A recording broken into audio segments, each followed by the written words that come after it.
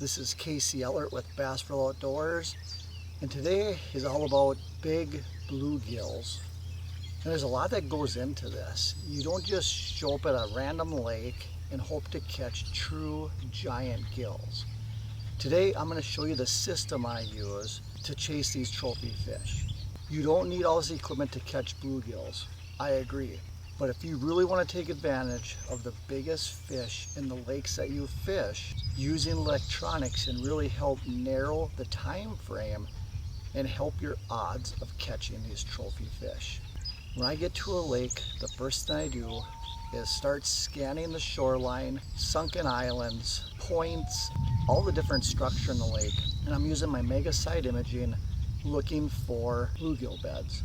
When you find these big colonies of beds, you can put a waypoint on there, spin the boat around, put your trolling motor down, pull up there with your Ultrex, watch your Mega 360, and watch for those beds to show up. It looks like honeycomb. When you get close, you can put your anchors down. My Minn Kota Raptors help hold me in position so I can make repeated casts to the heart of that bedding colony and catch the fish. I usually spot check a bedding colony, and if the first few fish are smaller, I just go to the next colony. It seems like a lot of times those big fish group together. If you do get a big one, then you're in for a treat, because there could be 10, 15, 50 giant sunfish using that colony. My favorite beds are the ones out in 10 to 13 feet of water. Those are the ones that people don't see with their eyes. And I find a lot of my big fish are on those deeper beds too. They're not dumb. If they're up shallow and they get harassed all the time, they're not going to be there because they're either going to be in the frying pan or in the frying pan. So they're out a little deeper. You can't see them with your eyes, but you can see them with your electronics. Once you pull up on those fish, you can use a lot of different lures to see what they're biting on. Sometimes they want more of a vertical fall, and sometimes a really slow vertical fall. Sometimes just reeling a horizontal bait through there will get you bit.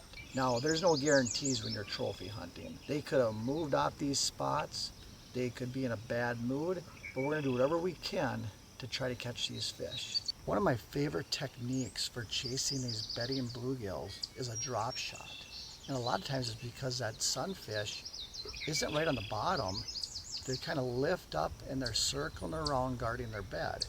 This weight can hit the bottom and keep your bait a foot to 2 feet above bottom, right in the fish's face.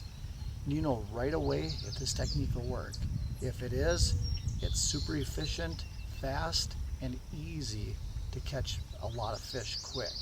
If they're not biting that, we're gonna go to a simple little tungsten jig and let that fall really slow through the beds. You can reel it slow, let it sink, raise it back up, and the fish will let you know if they want that. If they come up to it but they don't bite it, then we'll put a slip bobber or a snap-on bobber and get this set up over them so it hovers right in their face with a small little bait. If you like our content, please hit that subscribe button and the like button and follow all of our videos to hopefully gain some good tips and information on electronics and fishing. Let's get out there and see what happens.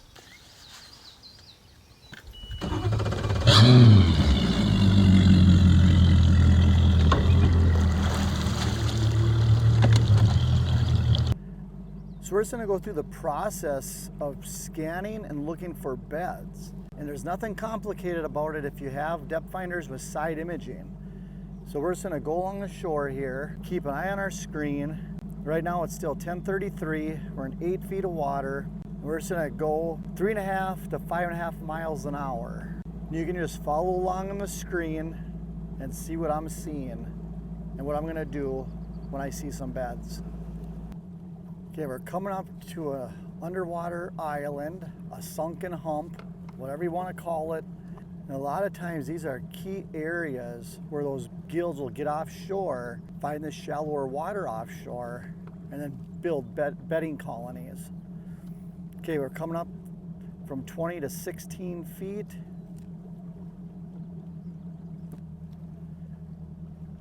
$15 feet. Okay, nothing on that point on the sunken hump. You might have to spend 30 minutes, an hour, or hours to find these key spots. But if you put the time in, it'll pay off when you find your first big bedding colony of pound-plus gills. Okay, we're getting close where that depth is going to come up again. We're on the opposite side of the sunken hump. There's a little point that sticks off. We're just going to roll right over it.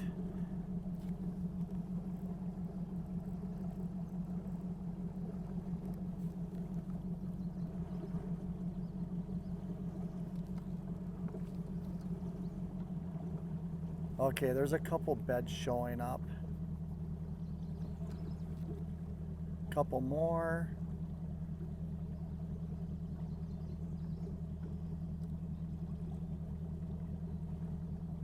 Okay, there's a whole bunch right there.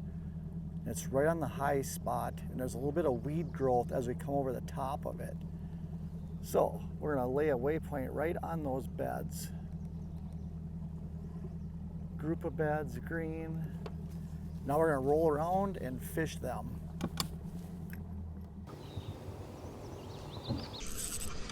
We drop down there and get a nice bluegill. This one's big enough where I'm actually gonna spend some time because there could be some bigger ones with it. Another nice one. Another drop, another fish. Got a boat seeing us catch fish and pulling on us.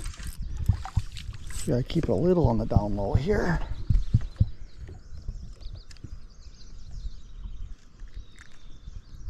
Look at that. Oh, it's a big gill. This is what we're after here. This is what we're after. Big giant gills. I felt that tink on the line.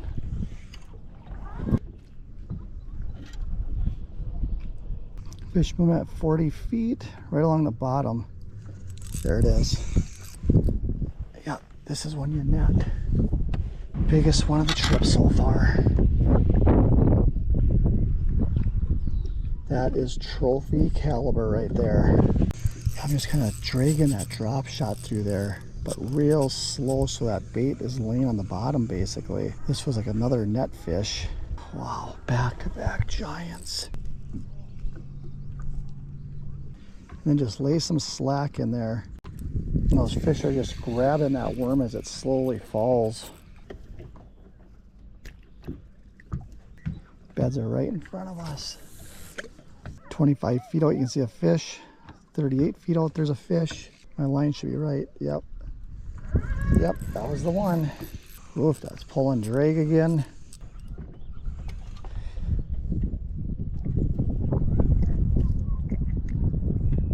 These ones are a little shallower than the other ones, but there's still gills using them. These ones are in that 5 to 7 foot range.